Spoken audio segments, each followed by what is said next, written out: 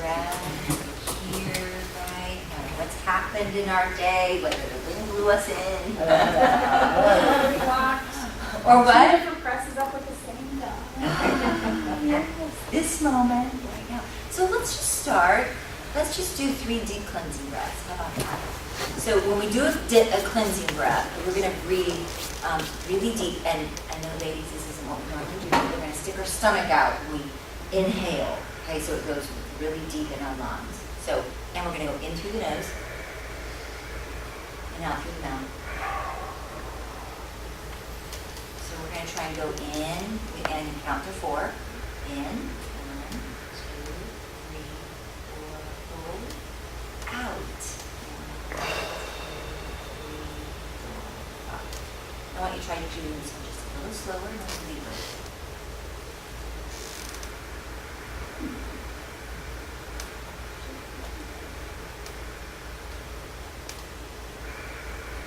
And one more.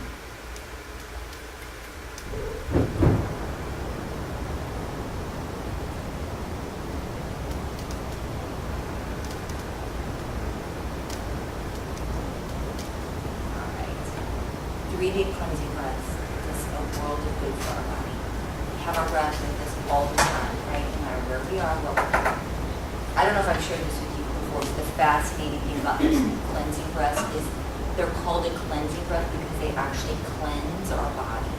So we have toxins within ourselves, and we eliminate the toxins through 3 ways. Through sweat, through elimination, and through our breath. 30% is through sweat and elimination. That means 70% of toxins are released from our body through our breath. 70%. That's huge. So sometimes I'm just like, you know what? I don't know if I need it or not. And I'm going to let those toxins go because they can't be good for me, right?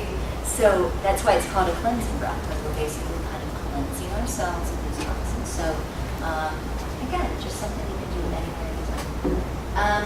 We're going to, instead of starting out with some questions, I think last time we learned that everybody seems a little warmed up by the end.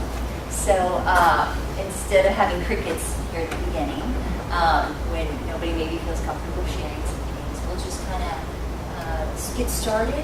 We're going to talk about your practice when we get to that place, and so certainly I'd love to hear from you how your curious practice went the last 2 weeks. But we're just going to go ahead and jump in. As always, a quick review. You know we've got to continue to hear the same thing. I know sometimes I just finished up a training at Garmin, and one of the comments was, I thought you were a little repetitious, but I realized by the end that it helped me continue to remember. We know we have to hear things over and over in order to put it into long-term memory. So I appreciate he recognized the value. All behavior change is based in developing those 2 things which we know, right? That self-understanding and that awareness.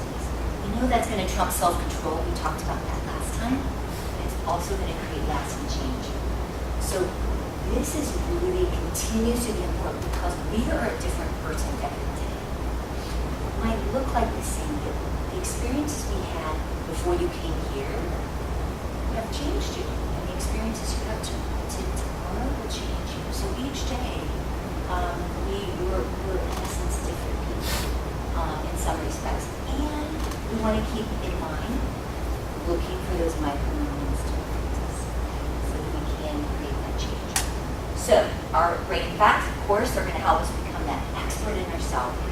We're always going to be wanting to notice things, notice where our thoughts are, notice where our attention is, turning in, tuning in, what's happening inside and outside of me so that I can navigate it mindfully, right? So of course, autopilot, we're going to be doing the same thing we've always done unless we intervene. That energy guzzler, our brain is a huge consumption of energy. We want to start noticing where our energy is. And then of course, that emotional tag that we give them. Has anybody noticed any of these the last couple of weeks? Moments where they'd like to share? Autopilot. Anything in particular? Well, I know one kind that's a key that I don't have to turn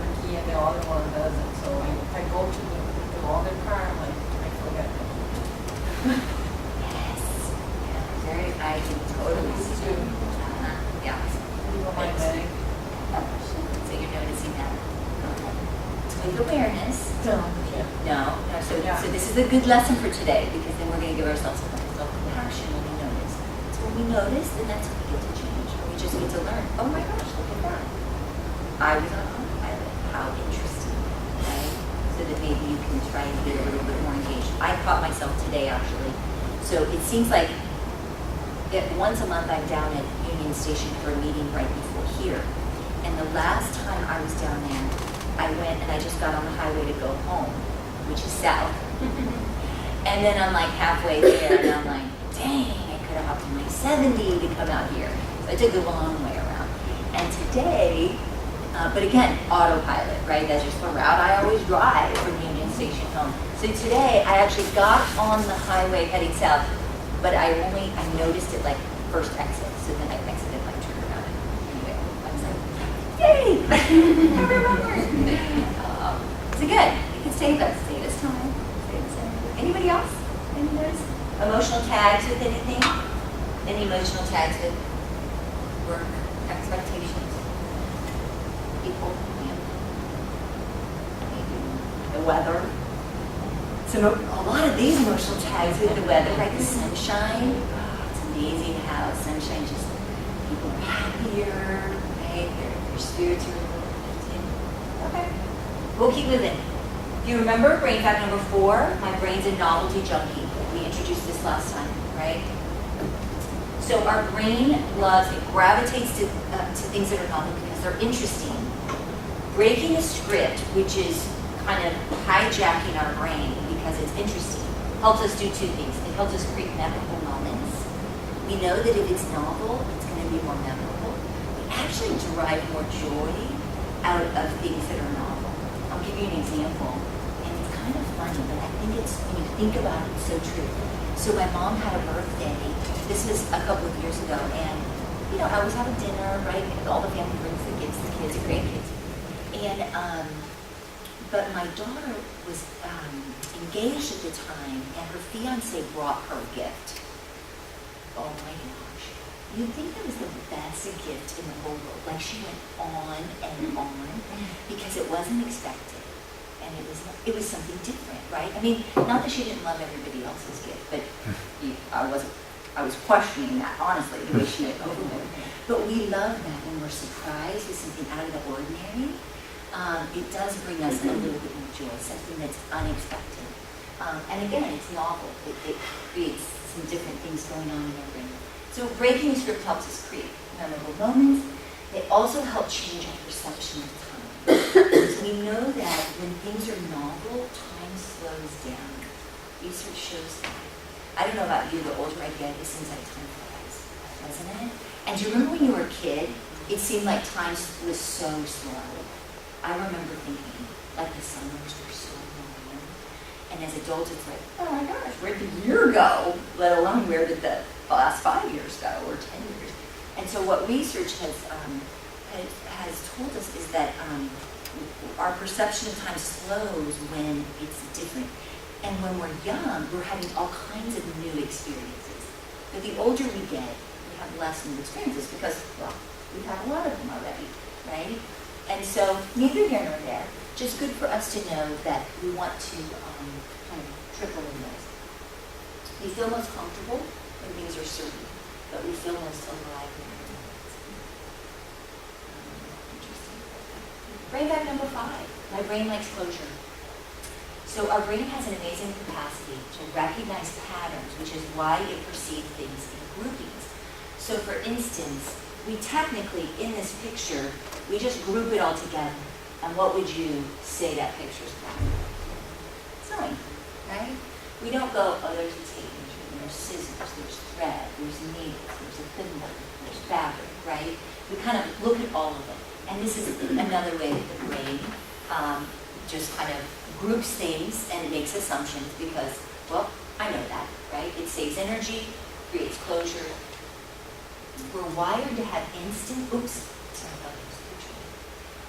we're wired to have instant and consistent responses to the familiar, right? Because we've had those over and over, and experience an urge to problem solve when faced with something that is inconsistent. So it's a little bit different, and I want to solve it, right? And so, again, neither here nor there, but just kind of interesting information about how our brain works. Of course, you know, we're always striving to problem solve things, so that we can have that pleasure. And of course, Yeah. what's that? I tried that today. You did. Trying to problem solve. Didn't work. Once. Well, we have to problem solve all day long. Then I went back to autopilot and messed up. Well, and so this is where we're just noticing, because sometimes there's times where we can't solve it. And sometimes we want to solve it for other people when they need to solve it. So stepping back. So it's really just about awareness. At least you're aware of it, right? That's good. I can rewire my brain, right? So our brain uses some of the same neural real estate during an experience as it does imagining an experience. This is really fascinating. So what they have found is that so they'll hook electrodes up to someone who's playing the piano, and they can see where the brain lights up, right? Then they have the same person with electrodes to their head imagine playing the piano in the same places in their brain light up. So we can experience something in our mind from imagining it in terms of our brain reacting as we are really experiencing it. Which is why meditation is so powerful, honestly, because we're imagining whatever it is that guided meditation is taking us. So we are actually experiencing it by just imagining it, as if we were, right? So that's kind of the power of that. But what we're doing is using those neural pathways. Okay, quick review on attention. Calming our mind so we can gather that clear, accurate information. Can't tune in, can't see what's happening in here or out here when we're running around our head girl, right? Because then we're on survival mode. We're not noticing anything, we're going to revert back to autopilot. So we want to this is really the basis, just having that sense of just tuning in to see what's going on is really the basis for everything after that. All of our mindful practices really need to do that in order to decipher what do I need right now? What is happening, right? So of course there was our justice, right? Our home base. The stronger our selective attention, the more powerfully we can stay absorbed in what we've chosen to do. So again, it's that focus, it's that concentration. So of course in that practice, as you know, it's just the words or whatever it is you're visualizing, but then it relates to my job, my conversations, my needlework, my project, whatever. And then there was our open attention, right? So the capacity to remain with your attention opens in a panoramic lens. So it opens us up, lets you attend without judgment and without getting caught up in it. So remember, that's just noticing and letting it sit, or noticing and blowing it out of that sky, whatever it is. I've shared that a couple times. I hope you don't mind. I don't say who it's from or anything. I love it. It's fun just to share different experiences with people. And then, of course, was our vivid attention, right? So noticing and creating some space so we can kind of gather the facts. So without getting in our own personal soap opera, we can choose to view our situation with a greater perspective, and this helps to ensure that we don't suffer unnecessarily, right? So it's creating space so we can just see it for what it is, what we think it is, or soon to be our emotions, our tones, what it is. Okay. So last time we started talking about attitude, right? Attitudes about how am I reacting? What are the attitudes that I bring to the table? What are the attitudes that I have on a certain level? Right? We have all kinds of attitudes in our day. From our lunch, to our drive, to our kids, to our spouses, to everything. If you remember, we have three main ingredients to that attitude, right? We have our emotion, because we always give everything the emotional tag. We have our belief, how things should be, and then we have that physiological response, right? This is our body's our true savior, which is why it's so helpful to start tuning in. We are always going to begin to embody whatever's going on up here at some point. It might take a little while. It might take some time to tune in, but our body is trying to tell us something. And so that's why we really want to tap into that. We know that our attitude is the same as our mindset, right? So we have our triggers, and then we have this happens, lightning speed, and then our action or reaction. Know that our attitude tilts our judgment without knowing. So, the great news was, remember, you only have to change one. Just one, that's all, right? Just shift one ever so slightly to change our attitude. And then, what it looks like is we have our trigger, right? But our action to change one, and then we have our new trigger to create a new action or reaction. So, anybody notice an attitude in the last 2 weeks? Please say yes. Okay, good. Okay. Did anyone shift an attitude and experience how that felt? You can just nod yes or no. Okay. Is there anyone who wants to share? Come on. It could be really, if you want to change names, you can. Just an experience you had of shifting an attitude. Nobody wants to share. Yeah. Let's see, I think like Sunday when I was with my brother-in-law and having a really good attitude, and he said something that triggered an emotion. But then I kind of, took a deep breath, looked at his wife, and got up and did the dishes. Beautiful. Well, so you kind of changed your emotional tag, right? And then you attended your physiological response, just breathing, Yeah. right? Just taking a deep breath. Yep. Because you could have really internalized that. I'm sure you probably have before. Uh-huh. Right, I mean, we all do. Yeah. Okay, I noticed something similar. I was at retreat on Friday, and my mom came. Okay, I love my mom dearly, as I know you do. But, they get older, and they have these little things that come up. And for my mom, it's like this sound that she makes with her teeth. And it drives me crazy. It's a trigger. It's like, she like cleans her teeth or something. I don't know, it makes this sound. So we're sitting in this retreat, she's sitting here, and I hear it. And I'm like, you want to just like, that's driving me crazy. And so for me, and this is nothing new, so I've been working on this because when this has been going on for a few years. So I've really been working on my belief. Like, I can't remember what I say. Usually it has something to do with like, she's not going to be here forever. Like, you know what I mean? Like it's not a big deal. It is what it is. But sometimes it's easier said than done. And those things just kind of like really irritate me. And then it's a little bit of just breathing, and trying to focus on the speaker. So I just kind of would drown that out. But yeah, I was working on it. Please, if you ever meet my mom, don't tell her that. I always have to be a little careful. Like, I love her dearly, and I'm sure I have crazy things that drive my husband crazy, right? We all do, and hopefully they use some of these. Anybody else? Well, my husband does laundry, which is very nice that he actually helps do something. Yes. He absolutely hates matching socks. So I have an entire basket full of unmatched socks, which is where I usually spend most of my morning trying to find my socks. Yeah. Because I don't know why, that I think my socks need to match because my children don't. So I really worked on that where nobody sees my socks because they really have to match. Does it matter? Yeah. So instead you of let it starting go? my day annoyed with them, I just put on whatever and go. So what did you change with these? My belief that socks need to be made and really in the door that this is maybe I just started using my sock drawer for something.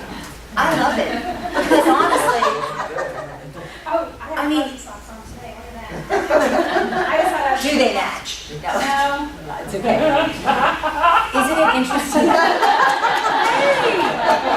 Right? I love fuzzy socks. I always wear them around my house. I didn't think that these were daily wear socks, but they were today. You know what I love about that is because I think sometimes with a little space and perspective, we can decide, do we really want to spend that time and energy on that? And sometimes I look back and I'm like, really, Robin? Like, seriously? seriously? How much mental energy did you spend on that? Okay, I do have a really good one, and then we'll keep going. So when I first moved into my house, we had a neighbor who, now I wasn't practicing mindfulness then, so this is just a reflection back, but it's if I had, it would have been very helpful. So when I first moved into my house, my neighbor, Christmas came and they had the trees on their front porch with the lights on it, little white lights, which was beautiful for Christmas. But then Christmas came and went. And then January came and went. And then February came and went. But guess what? I kept paying attention to, like, my spotlight. And in the winter, of course, it's dark at 5, so you see them. I was obsessed with the fact that who leaves their Christmas lights on through March, right? And I was, okay, and I'm not proud to say this, but my boys were probably middle school. I was so annoyed that I sent them over at night. I made them dress in black, sent them over at night to go on the front porch and really? I know, I'm not proud of this. But that's, and I'm thinking, wow. I just added so much suffering to myself. Christmas lights, right? Seriously? I look back, and now there's a lot of people there's a neighbor who actually has a Christmas tree still in their house. I think they do it like for Valentine's and then maybe Easter. And now I go, there's lights, whoopee. And I just drive on and I just let it go. And now it's just like, it's just amazing when I look back and think, how much mental energy and emotional energy I spent on something I couldn't control, right? And something I didn't even ever in the scope of things, right? It worked. And there's, and now it's kind of like as a parent, choose your battles. Yeah. And that's kind of for us, like, if we can create some space, we can choose what's really worth this. Is this really worth it? And maybe it is, right? And that's for each of us to decide.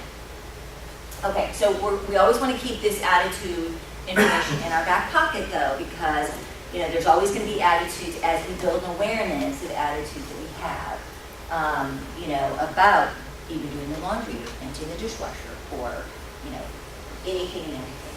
So, last time we started talking about cultivating a curious attitude, right? That was about searching for more than we already know, already assume, already expect to happen, right? So we were, just simply being curious. We know that humans are innately curious creatures with an inherent desire to learn and grow.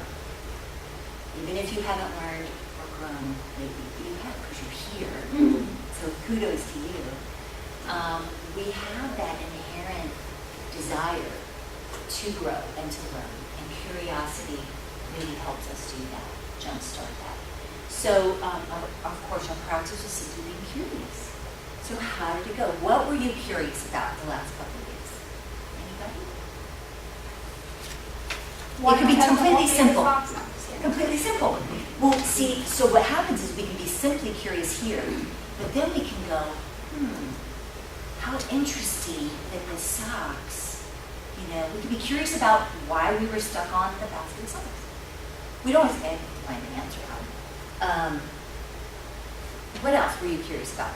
Anything? Guys, come on. I drove over the Kansas River yesterday and was curious about how it was formed. Nice. And then Wikipedia.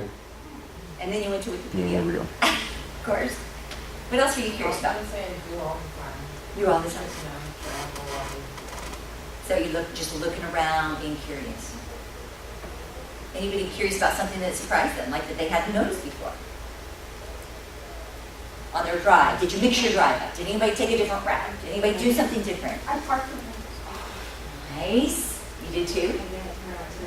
Ooh. What about a different route in the store? No. Well, I just ran it. Yeah, okay, ran it. So it was a different route. So I found, I kind of had learned something about myself last week. And I think maybe I've been doing this. So this is, again, while we're always trying to kind of figure out ourselves, I think that curiosity has been really helpful for me to replace the judgment piece. So last Friday, I was driving out of Quick Trip, and I saw a gentleman. He walked by my car, and he had these big white gauges in his ears, you know. So pre-mindfulness, judgment.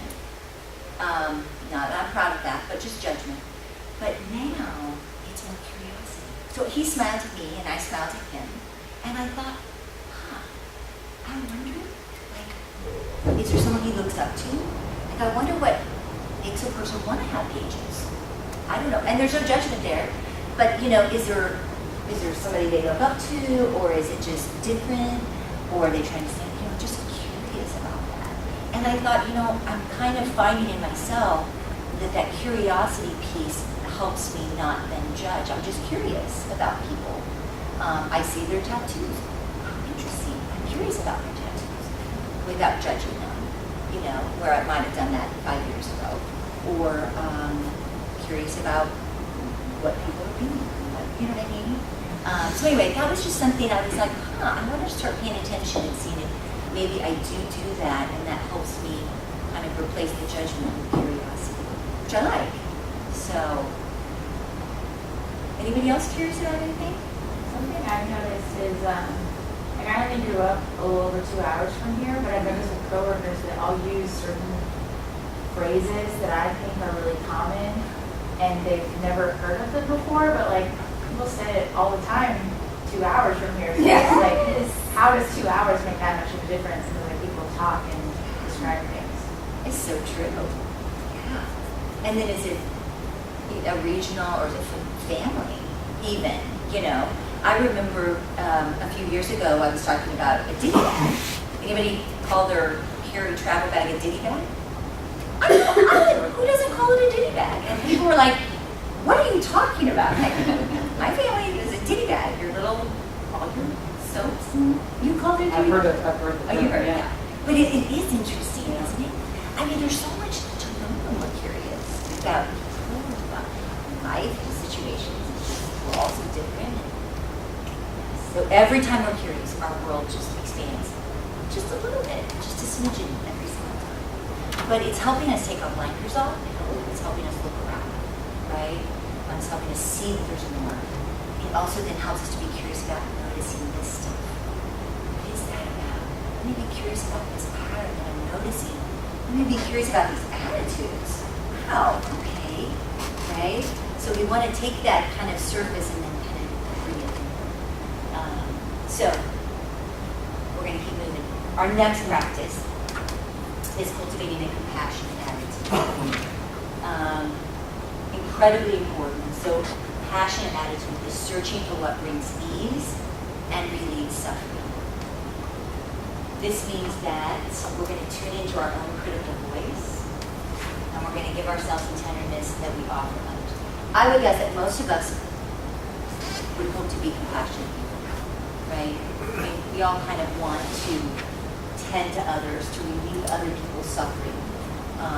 I think we innately have that desire to care for other people. But the trick is that to be compassionate to others, you have to start with yourselves. Okay? So you've probably seen this analogy of the oxygen mask, right? I'll explain it for those who haven't. So we know that, you know, on the airplane, the flight attendant always says, you lose air, they drop. You're supposed to put it on yourself first before other people, right? What's our tendency? Right, exactly. Then we help other people, whether we're mom or we're dad or whoever, and then we help everyone else. And then I'll do mine last. But what happens if that situation, yeah, we might be gone, right? And then we can't help anybody. And so this is really about, we know that this is the same principle in self-compassion. We have to care for ourselves if we want to care for others. We have to. So there's 3 components of self-compassion, according to Kristen Neff, who is a researcher in it. She says that first we have to have kindness. Okay, this is gentleness and tenderness. towards ourselves, which is our practice today, we'll talk about.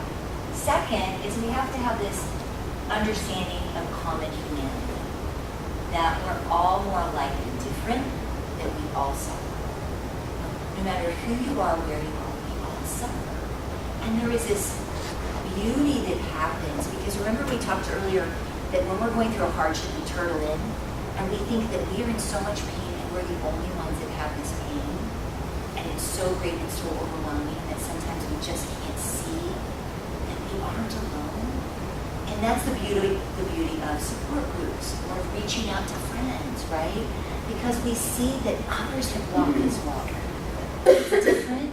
Your suffering's been a little different than yours than mine, but we all suffer, and we all have suffered, and we all will continue to suffer because it's part of the human experience. But if we can recognize that we aren't alone, that others have navigated this and they've made it, I can too. It helps us build resilience. And 3 is this mindful awareness, that I can call on myself, my own negative traits, without beating myself up. I can notice myself with an attitude, right? And instead of being like, oh my gosh, Robin, what a loser, I can't believe you did that, right? We can say, okay, not your best moment, Robin, you can do better than this, I know you can, right? Let's try it different next time. And so we have to have this, right? We have to notice ourselves so that we can then give ourselves what we need, okay? So there's 5 myths to self-compassion that are important to highlight. First, that it's a form of self-pity. Right? Self-compassion actually is an antidote to self-pity and the tendency to whine about our bad luck.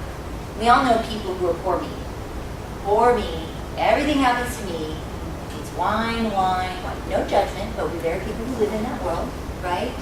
And what happens is that when we give ourselves self-compassion, we kind of shift ourselves out of self-pity and just whining about it to actually doing something about it to help ourselves, right? But unfortunately, sometimes we just get in a role. It just kind of become our identity of being the victim, of whining, of just poor me. And so really self-compassion gets us out of that so we can actually move forward. Number 2, that it means weakness. It actually is one of the most powerful sources of coping and resilience available to us. Self-compassion actually makes us stronger because we are caring for ourselves, right? We are better prepared to then help other people. So it's not a sign of weakness. And what we're going to do today, it all happens up here. Nobody even knows, right? Doesn't mean that, self-compassion we're talking about doesn't mean you have to go away for the weekend, to give yourself self-care. Although if you do, that's great, right? But what we're talking about is the self-compassion that we offer ourselves here and here. Number 3, that it'll make me complacent. And actually, self-compassion is a far more effective force for personal motivation than self-punishment. So if I can encourage myself, so imagine, okay, and I even hate to verbalize this because it just makes me cringe, but a small child comes to you and they've made a mistake, right? Are you going to just instill fear in them? Well, why'd you even try? I can't believe you did that. What a failure. What an idiot. Ooh. Like, I can't even imagine saying that to a small child, right? They make a mistake. What do you say? Well, all right, let's acknowledge the mistake. Let's figure out what went wrong. You got this. You can do it. You can make it better. Let's change it. Let's learn from it. Let's grow from it. You got this, right? And yet, we don't do that to ourselves. We beat ourselves up all the time. It's this inner critic voice, right? And so if we can encourage ourselves instead of beating ourselves up, we're going to make more progress. That it'll make me self-centered. And self-compassion actually requires acknowledging that we share the human condition of imperfection, right? It's not just me. We all make mistakes, no matter how old we are, right? We're always going to be making mistakes. Little mistakes, big mistakes, they happen. So what do we do with those mistakes, right? we in the schools, it's all about cultivating this growth-oriented mindset, which is helping kids recognize their mistakes and use them as growth, right? That mistakes are good, failures are good because we learn from our failures. And that is so easy to tell kids. Oh my gosh, try applying that to yourself as an adult. It is so hard because we have these expectations of ourselves, right? And a failure is so much bigger as an adult. It feels, but we do learn the most from our failures, the things that didn't go right. So how can we figure that out? That it's selfish, and self-compassion actually helps us to do the opposite. When our own emotional needs are met, we are more likely to reach out and help others. We all want to be compassionate people, to see people's needs and to be there. But when we are so caught up and so drained and so empty, and we are not giving ourselves what we need, we are not going to see what other people need. So when we care for ourselves, we're ultimately helping care for others. I think about our ocean analogy, right? And remember, how we can live on the top and be tending to everybody else, but we've got to retreat to our anchor to fill up. So we can go back and give other people what they need. We do this as moms and as women. Men, you may do this too, but I'm a woman, so I can only speak to that. We think we've got to be strong for everybody, right? We got to be there. What's going to happen? Like, the whole world's going to end if you don't get this done, or I don't get this done in this way, or, and so, and then we make a mistake. So we need to learn how to give ourselves what we need. So the question is, what would happen if you talk to your friends the way you talk to yourself? So I was thinking about this when I was working with the Gallup a few years ago, and it was almost like I realized that we have this almost, I would say person inside of our head, that might send you to a hospital. But we have a voice that's almost like another person that lives in our head, and it's talking to us all the time, right? We're talking all the time. If that voice were an actual person who lived in their home, would you put up with that? Guess who gets to control the voice? We do. We get to control the voice. That's beautiful. We just have to tune into that voice, and then we have to build awareness, and we have to then just change the voice. Right? It's not rocket science, but it does take this awareness and this willingness to change the script a little bit in our head. So I have this great video I want to share with you. I love the same topic.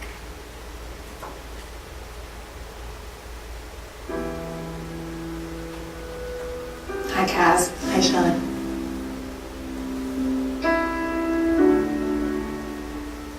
As you know, we are producing a course called The Power of Self-Compassion. So we're just talking to people today about how they treat themselves. Do you have a critical voice? And if so, what do you find it saying to you? I definitely have a critical voice. I think everybody does. And I think they all start from when you're a kid. So, I think all the things that my parents said, I hear, but it's normally about not doing a good job. It's constantly stopping me as I try to complete thoughts or try to make steps forward. It's a voice that always tells me that I'm not enough, or that I need to do better, or that there's something about me that I have to change. When you fail or make a mistake, what types of things run through your mind? I'm not worthy.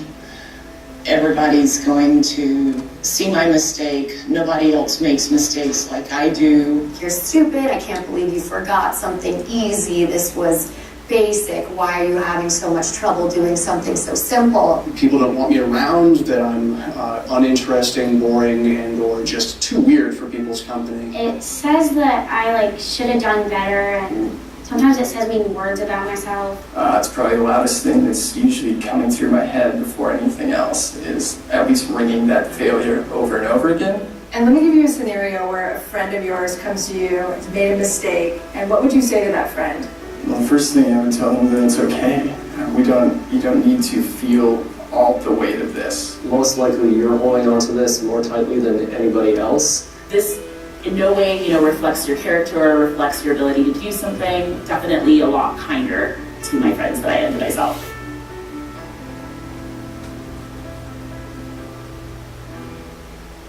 How do you think you would change if you used that same voice that you use towards your friends on yourself during those moments of failure and mistakes? I think it would be, incredible because you're not going to talk to your friends the way that you talk to yourself sometimes. And I think that if you're constantly kind of reassuring yourself and letting yourself know that you are enough, then your thought process will change. When you treat yourself like you do somebody else, you start feeling better, I think, right away, and you keep it in context much more instead of letting things be blown out of proportion. I think I would have a lot less anxiety in my day-to-day. I think there would be kind of a weight lifted. It would definitely make me feel better and happier, because when I usually say, like, when that voice that said mean stuff in my head, I'm not really happy and sad.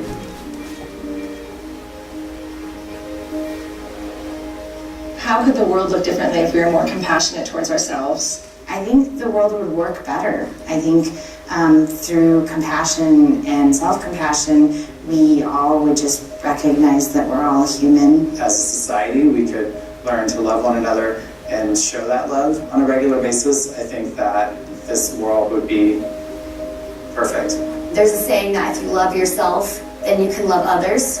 Well, sometimes I believe it goes in the reverse, and that if you can show that compassion that you show to others and bring it into yourself, I think that's where true growth can happen. I think it would be magical. That's really the only word for it. Magical to be able to reflect on ourselves from a place of love rather than criticism.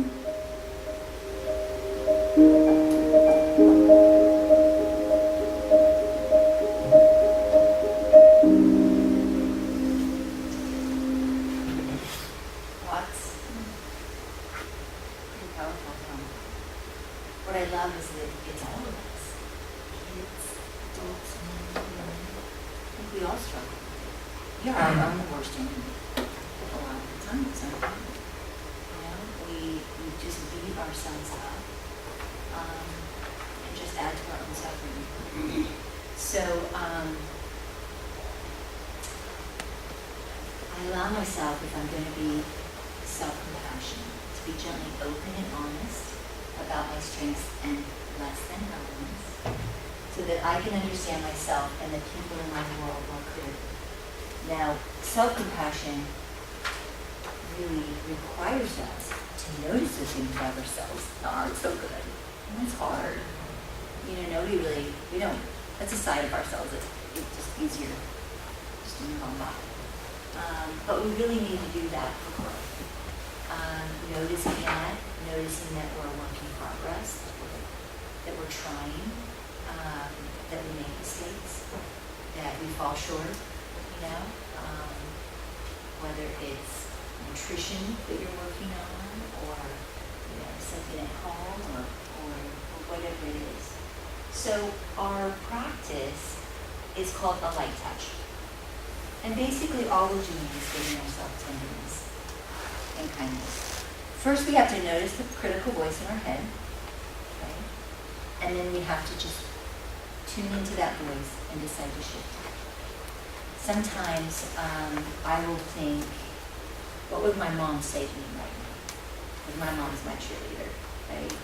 So I'll put my hand on my heart. So we know that physiologically, and I just learned this from somebody last week, the pressure on the heart, on the side of the face, and on the stomach elicits a calming mechanism in our body. And so sometimes, there's more about the heart-brain connection, but I can't tell you what that is right now. But sometimes I notice I need something, and I'll just put my hand on my heart and give myself some encouragement, right? Whatever it is. It doesn't have to make sense, it just needs to make sense in my own head. You got this. One of my favorites is you're a work in progress for me, right? Another one of my favorites is, of course you're disappointed. This didn't go as planned. Of course you're upset. Of course, you wish that you thought through that a little bit better, of course. Because it's just this validation of how I feel. And so whatever it is for you, you get to create your own. You get to tell yourself whatever you need to. First, we have to tune into the voice, and then we just have to shift that, what that's saying to us. Okay?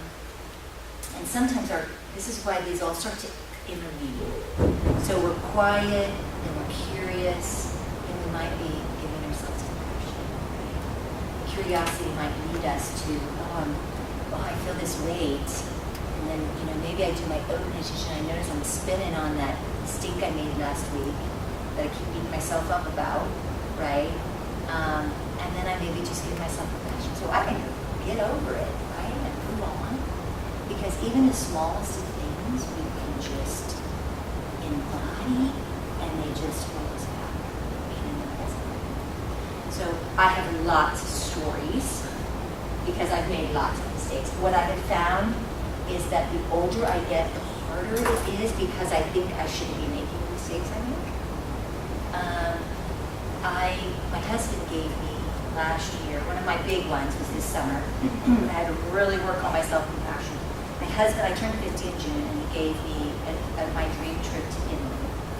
And so he couldn't come, so my daughter came with me. I had 2 weeks planned in July. And so I'm in my office working, and my husband had earlier that day gone out to our safe to get my daughter and I's passports out of the safe, and they were on the counter. And so I'll never forget, those moments that are very vivid. My husband comes down, he turns my chair, and he has kind of like tears in his eyes, and he's like, Robin, I need to tell you something. Well, I immediately thought, someone's died, right? He was so serious, and he's like, your passport has expired. I was leaving the next day. Oh. The next day. And I was like, first I was relieved because nobody died. And then I was in shock. And then there was a range of emotions, and I won't describe it to you. From running to flailing to crying and screaming. And anyway, but to make a long story short, I ended up having to drive to Minneapolis that night, pack in an hour, rent a car, drive to Minneapolis, wake up the next morning, get it. So it worked out, but it was so tempting to beat myself up. I'm 50 years old. I should know better, right? I should know better. How hard is it to check? Why didn't I think of that, right? Like you just run this over when it's something big like that. But I'll tell you, I do plenty of little things too. Running my own business, I'm a business person. I make mistakes all the time. If I hadn't had self-compassion for the last 5 years, I would not be here today, honestly. Because I've made so many mistakes. And it's hard. You have to swallow, like, okay, I am learning. Even things that we think we know, we're still making mistakes, and we're still learning from them. So it's really just shifting that mindset, giving ourselves that self-compassion so we can grow, so we can let go of it, move on, right? Instead of allowing it to hold us back. So this is our practice this week. It's super easy. That's why your card's going to help you remember. Okay? So get that out, make sure you put that around so that you can, it'll trigger you to start really tuning into that voice. So every time you catch it, we don't beat ourselves up then, oh my gosh, I can't believe that voice. Right? We go, wow, looky there. What am I going to change now? I'm going to change what it's saying. Right? Shift a little bit. So it's being my own best friend. Like, why wouldn't we do that? And yet, we don't. So, this week, practice noticing the less than side of yourself. It can be somewhat uncomfortable and necessary for growth. Right? Nobody likes to see this side. But if we want to really grow, we have to notice. We have to build that awareness so that we can figure out how to navigate it. Notice, acknowledge, and then offer yourself some tenderness. And then you notice those less than parts, allowing yourself to be your own best friend. And our quote to end with, you yourself as much as anybody else in the universe, and the entire universe, deserve your love and affection. I love this picture too. Thoughts, comments, questions. It's going to be an easy practice, hard practice.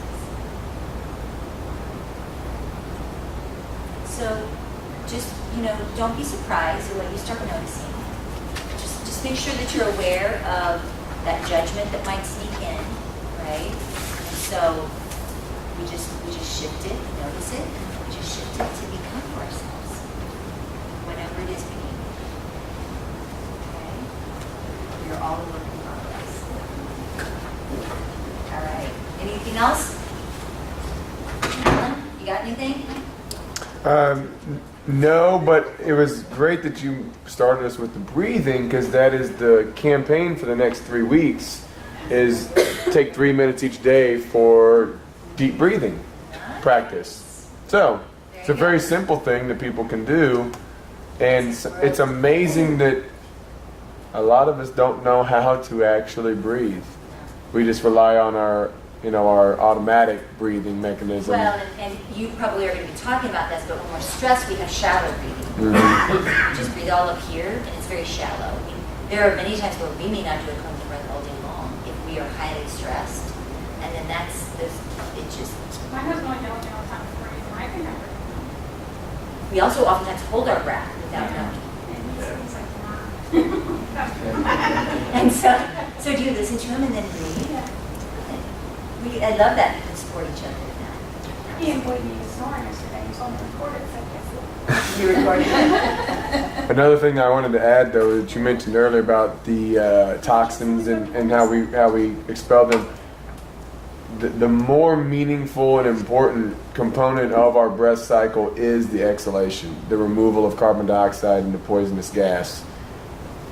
Intake of oxygen is secondary. Getting rid of the toxins is more important than actually breathing in the oxygen that we need. As important as that is, it's more important. We will become toxic if we don't expel all of those toxins and then that gas that is poisonous to our bodies. So it's pretty powerful when you think about it. And yet so simple. We do that. We do that in a car. We do that. All these micro moments we got throughout our day. Any other thoughts? I missed a little meditation at the end. Well, meditation, but you're saying you wish we had one? We have one coming up in a couple weeks. We do. We have one more, don't we? We have 3 more. Oh, that's the final Are you saying you one. need to be forced to meditate? No, I that's the one thing I like about the end of the class. It's like yoga, and you have to always like yoga, but you really like the end. You really like the end of the yoga class. Next time I'll add a little meditation just for you. How about that? Yeah, I love that. I do. So, and I love to guide people through a little meditation. So we'll do one next time. Yeah. Thanks for sharing that.